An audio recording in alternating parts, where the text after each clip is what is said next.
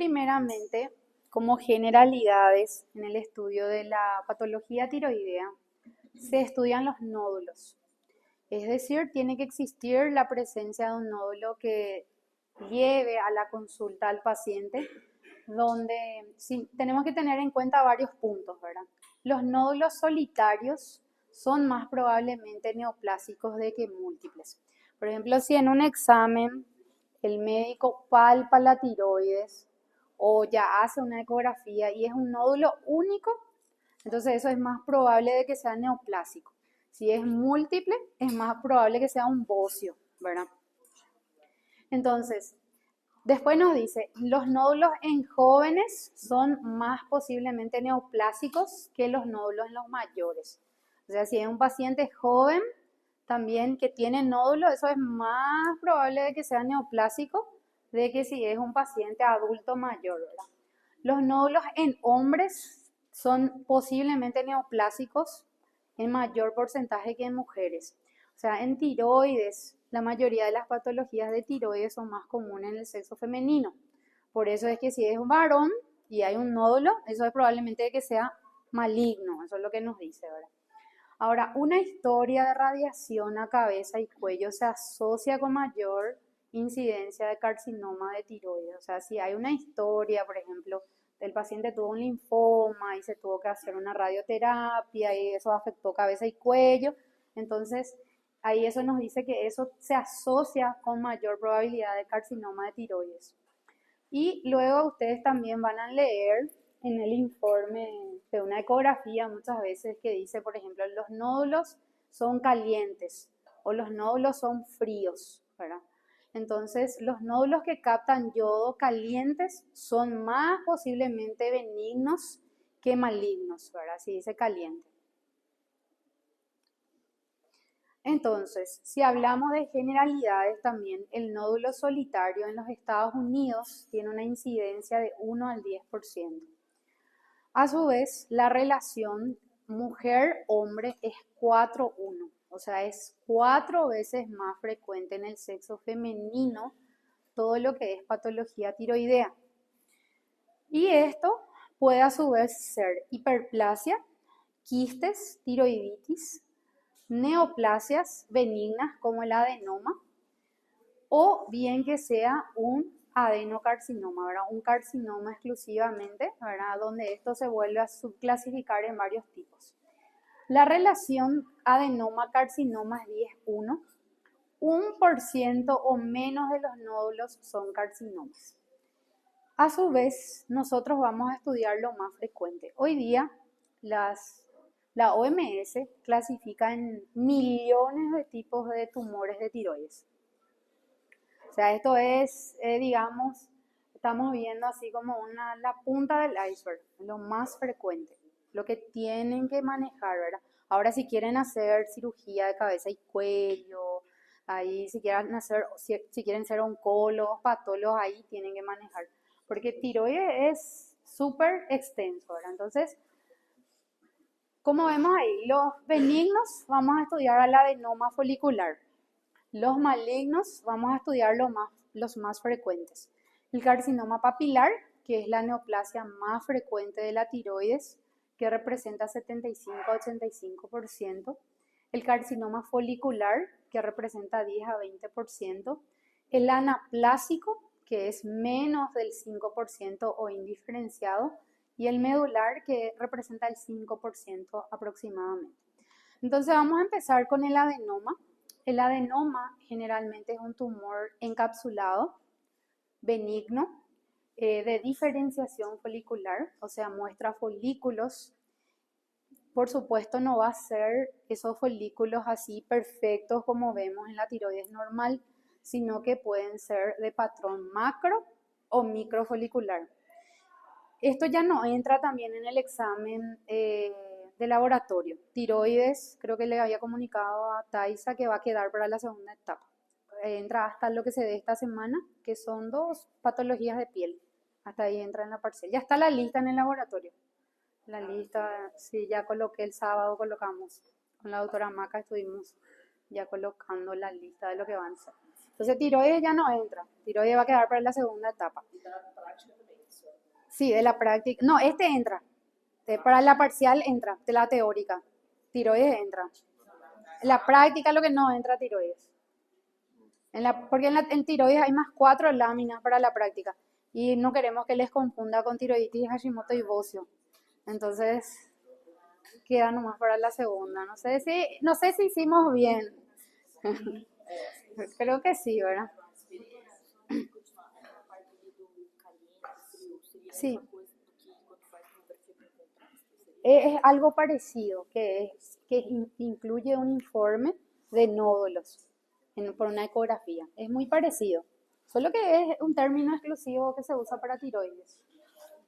Bueno, entonces hasta hoy lo que hoy desarrollamos acá entra para la parcial teórica. Para el práctico la lista está en el laboratorio. ¿Está bien? Porque esto tenemos en el laboratorio, por eso que le estoy diciendo, tenemos adenoma y tenemos carcinoma papilar también. Entonces, este tiene varios tipos histológicos: embrionario, fetal, coloide, de células de Hurtle y atípico. Y la edad es entre 30 y 50 años. Como dijimos, en tiroides generalmente casi todo es más frecuente en lo que es el sexo femenino, ¿verdad? Generalmente no es precursor del carcinoma, ¿verdad? Puede tener una cápsula promedia en media de 3 centímetros hasta 10, tienen un color blanquecino a pardo, tiene hemorragia, fibrosis y calcificación frecuente. Se vio que ellos tenían mutaciones en el RAS. ¿Se acuerdan de la clase de agentes carcinógenos y carcinogénesis donde se hablaba de ciertos tipos de mutaciones? Justamente la tiroides es un órgano que tiene muchas mutaciones y en este que es benigno inclusive se encuentra esa mutación. Y también se vio, por más de que dicen no es precursor del carcinoma, se vio que en el carcinoma folicular en un 30-40% tenían focos de adenoma. Entonces ahí queda como, digamos, como en controversia, ¿verdad? Si realmente no origina o de repente si son dos lesiones distintas que tiene el paciente, ¿verdad? Entonces, macroscópicamente la masa es bien delimitada, tiene como una cápsula que le envuelve, es de aspecto numular, redondo, parecido a una moneda, ¿verdad? Como ven ahí. Básicamente tiene como una cápsula que le envuelve y esto, por supuesto, en la ecografía el médico ve que es bien delimitado, ¿verdad? Igualmente muchas veces se somete a extirpar la lesión, como ven ahí. Es blanquecino a pardo, puede tener hemorragia, fibrosis y calcificación. Como nos dice ahí el adenoma, aquí se ve la tiroides, digamos, peritumoral, tiene su cápsula, que es este grueso, este tabique de colágeno, y esto que vemos aquí es el adenoma. Aquí, por ejemplo, la cápsula, el adenoma. Y como dijimos, casi no hay diferencia con la tiroides normal. Es muy parecido a la tiroides normal. Ahí, por ejemplo, vemos la cápsula, vemos el adenoma y es parecido, pero tiene una disposición distinta. Puede formar macro y microfolículos, pero no tiene atipias, o sea, es algo completamente benigno, está bien delimitado dentro de una cápsula que le envuelve. Como dijimos, no es precursor del carcinoma, se requiere un estudio histológico exhaustivo para poder decir que es un adenoma y en el 20% tiene mutaciones en el RAS y como dijimos, se vio esa asociación.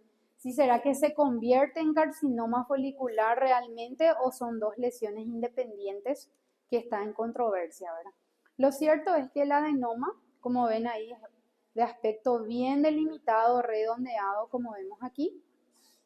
Y aquí es parte de la tiroides normal. Ahora esto sería parte ya de la neoplasia benigna, ¿verdad? Donde se ven folículos agrandados y folículos pequeños. En este caso tiene dos patrones, macro y microfolicular.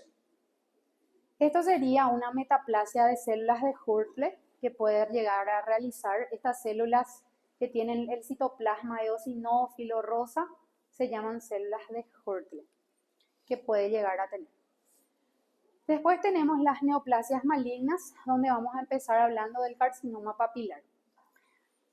Todos ellos, como dijimos, tienen una asociación con ciertas mutaciones que presentan. Por ejemplo, en el folicular se vio mutaciones en el RAS, en el PAX8, en el PPAR, translocación 2,3 en el cromosoma Q13, P25 en el 33% de casos. En el papilar se vio mutación en el RET10Q11, NTRQ1 en el 5 a 10%, en el BRAF y en el RAS.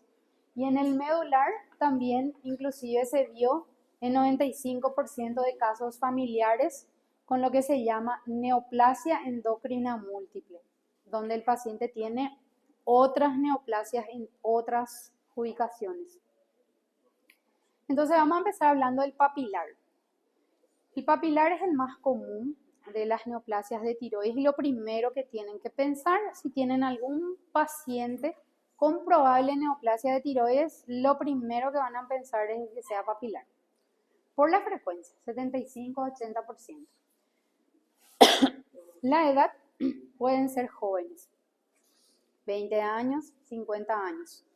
Ahora, si hablamos del sexo femenino, es 3 veces más frecuente que el sexo masculino. Nuevamente las mujeres más afectadas. Patogénesis existen varias. La genética, como vimos, ese perfil genético que tiene, el exceso de yodo, las irradiaciones previas, o sea, la historia previa del paciente, si se sometió o no a algún tipo de irradiación o dónde trabaja. Clínicamente esto es evidente desde el inicio, en el 67% de casos solamente está en la tiroides.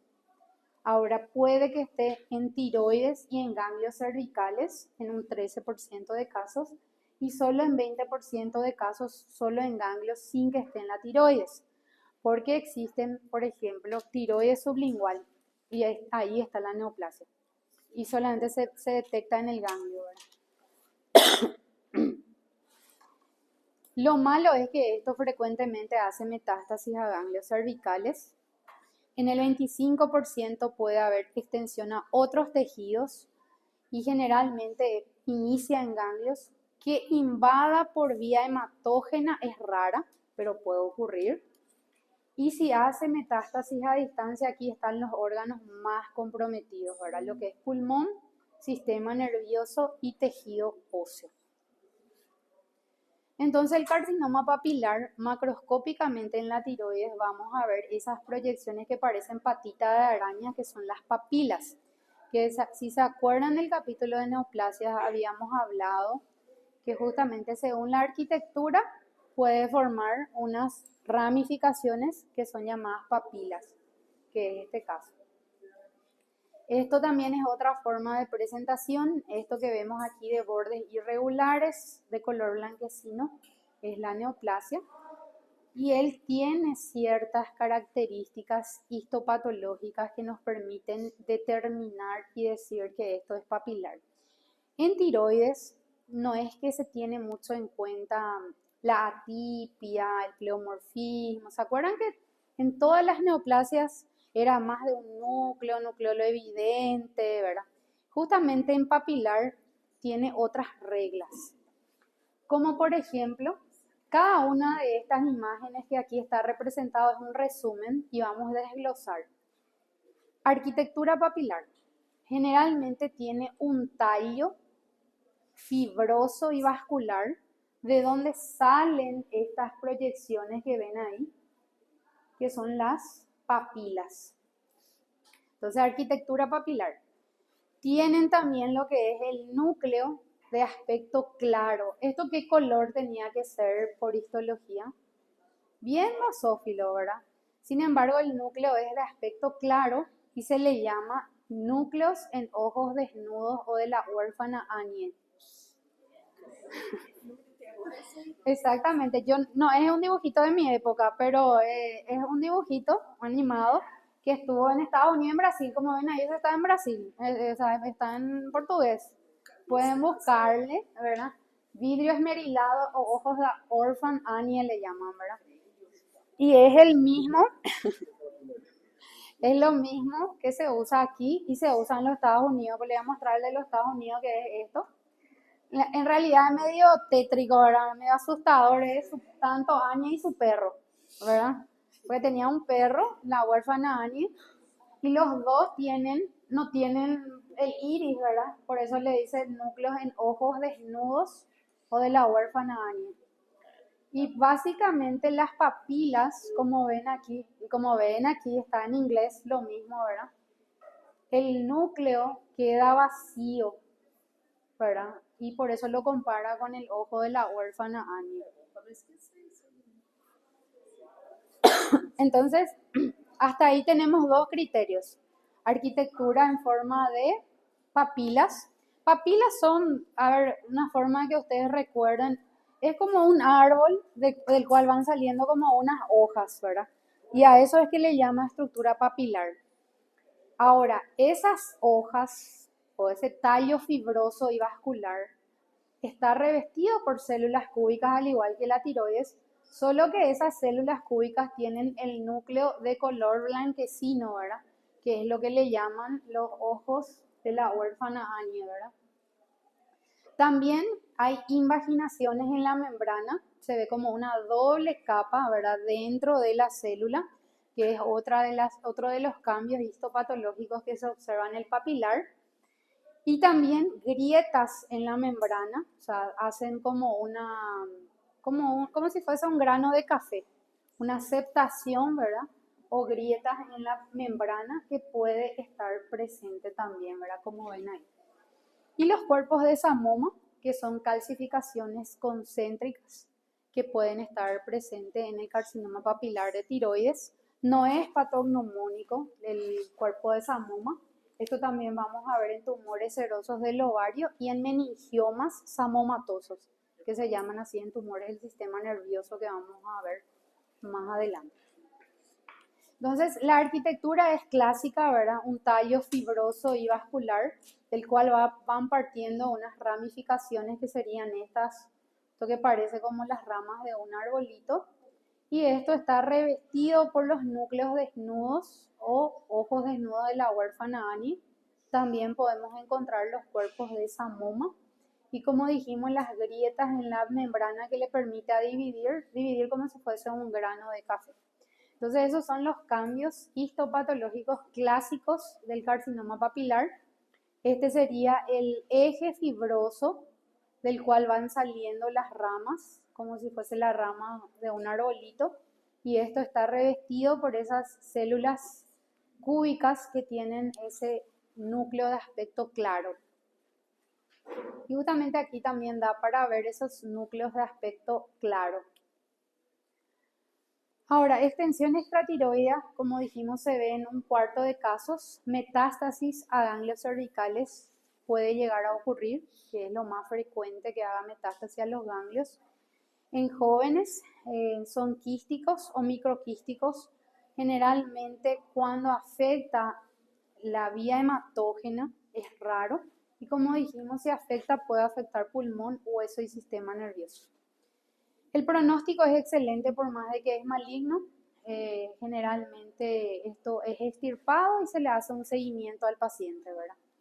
O sea, es de buen pronóstico por más de que sea maligno, pero por supuesto va a depender de la extensión local, del tamaño, si es anaplásico, si ya invadió otros sitios. El papilar, por contarles así, existen varios tipos de papilar otra vez. O sea, este es el papilar clásico, lo que yo les describí, ¿verdad? Pero esto tiene sus variantes histopatológicas de vuelta.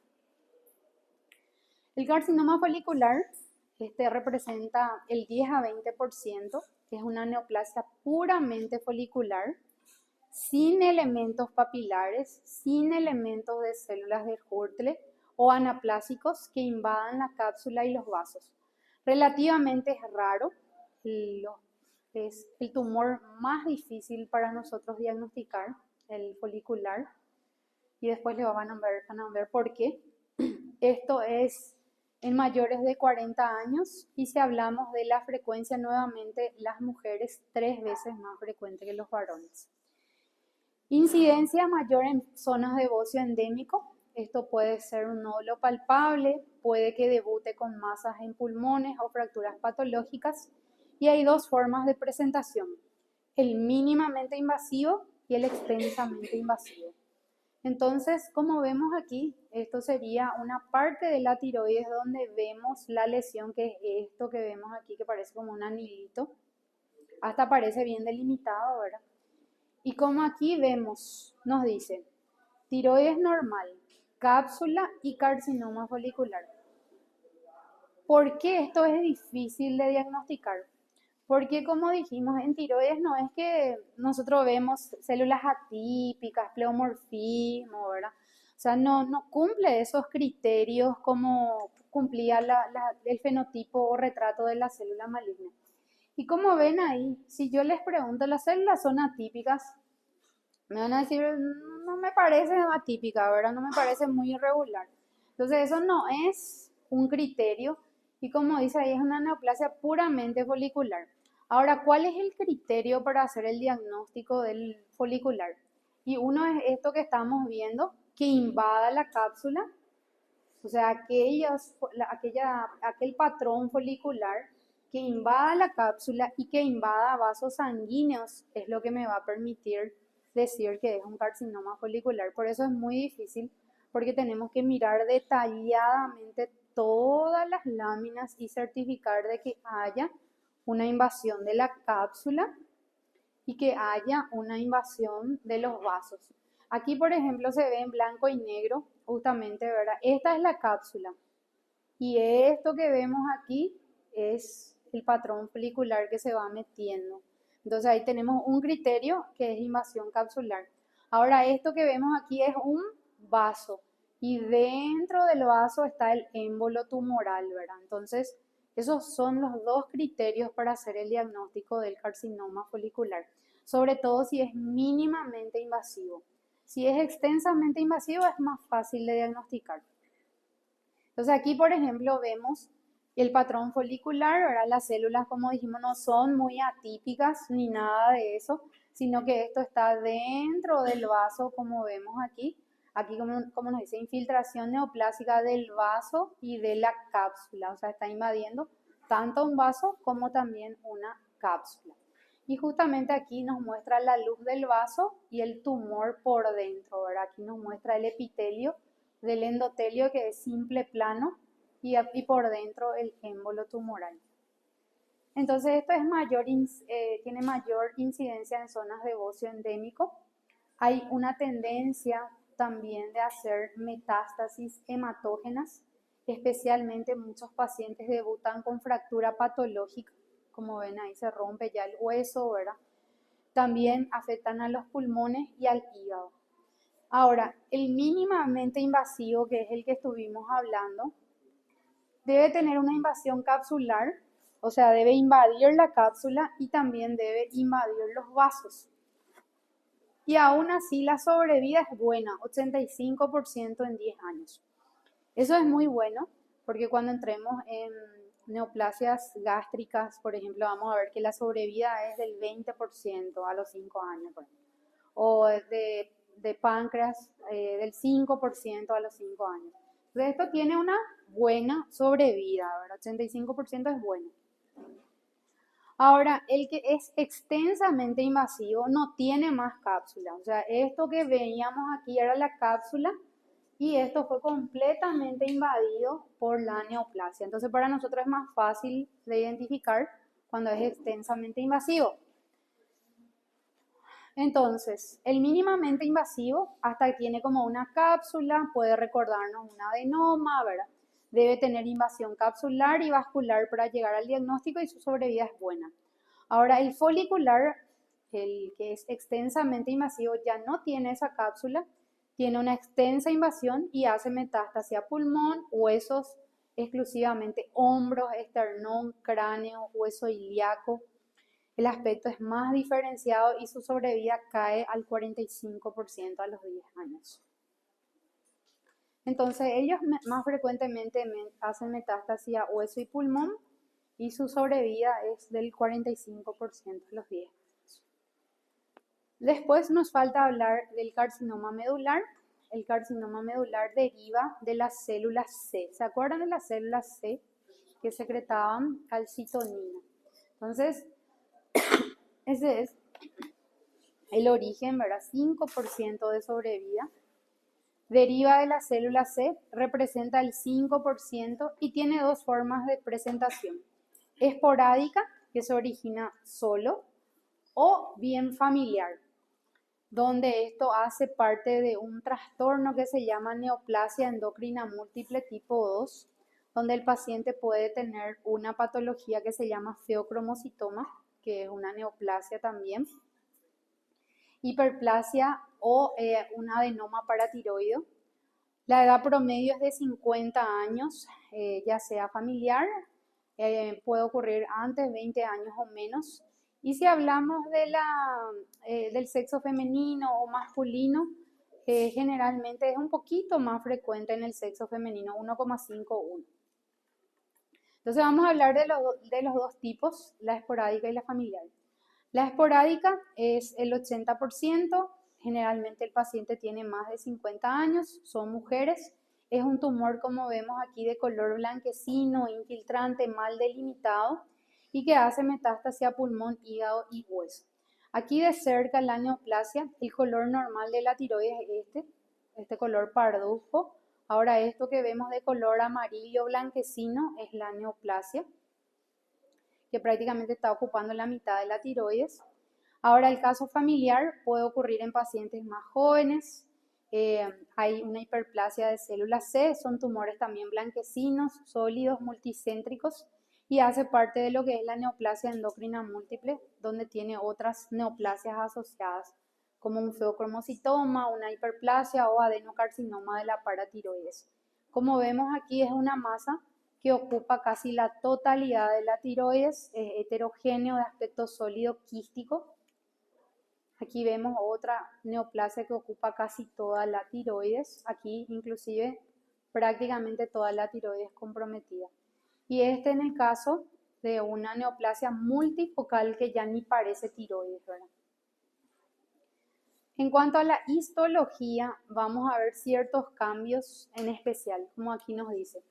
Las células pueden tener varios aspectos. Ya no va a ser ese aspecto cúbico, como veíamos en los folículos normales, sino que puede ser células granulares con aspecto de gránulos, células anaplásicas, aquí sí cumple, donde vamos a ver células bien atípicas, células oxífilas que tienen un citoplasma rosado, células plasmocitoides, no tiene cápsula, y en el estroma tiene lo que se llama amiloide, que es lo que secreta, digamos, el tumor.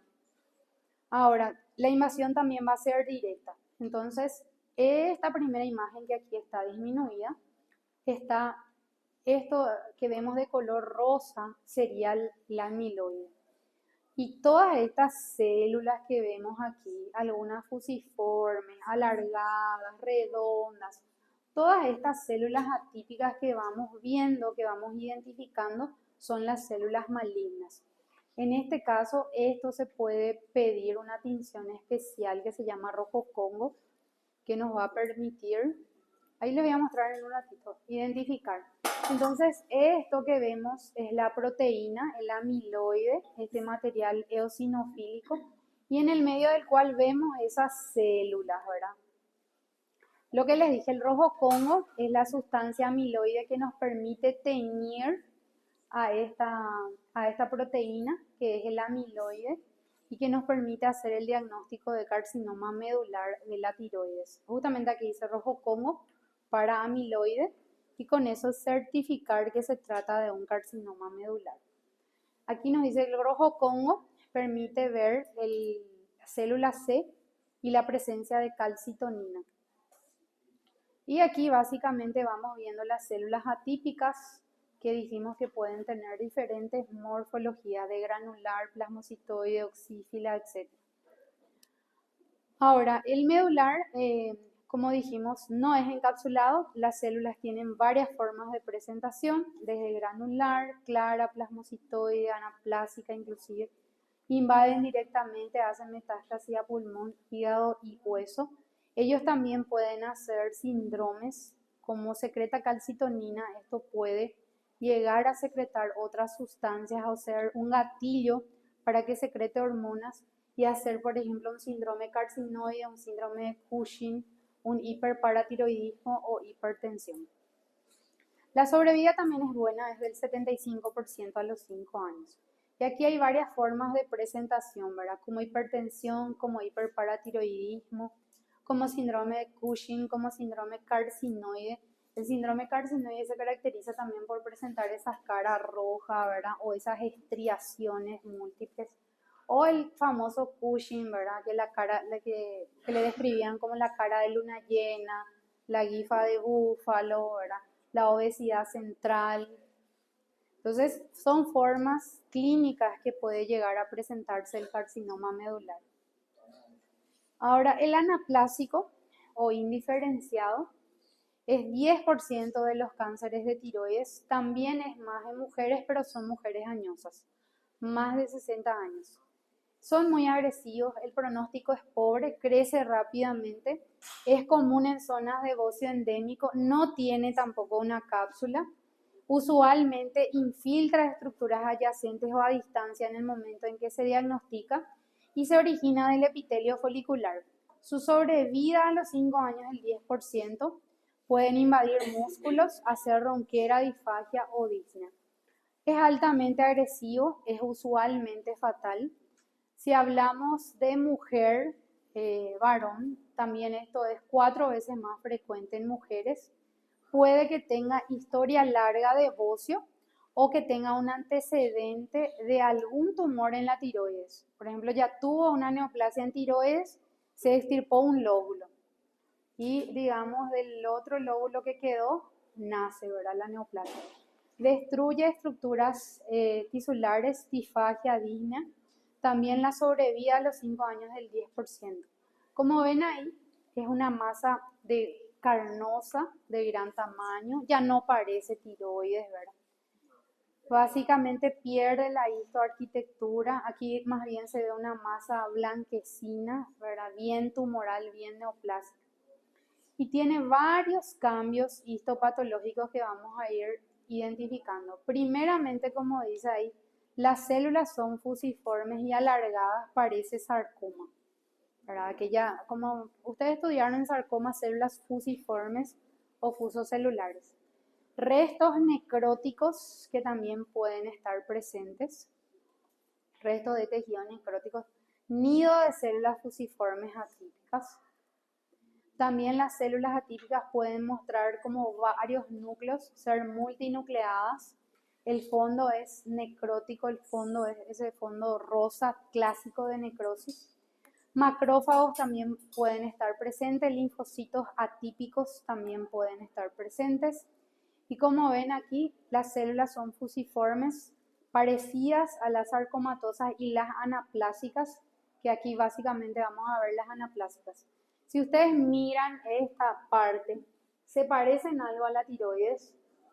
No, ¿verdad? Aquí sí cumple pleomorfismo, hipercromasia, más de un núcleo.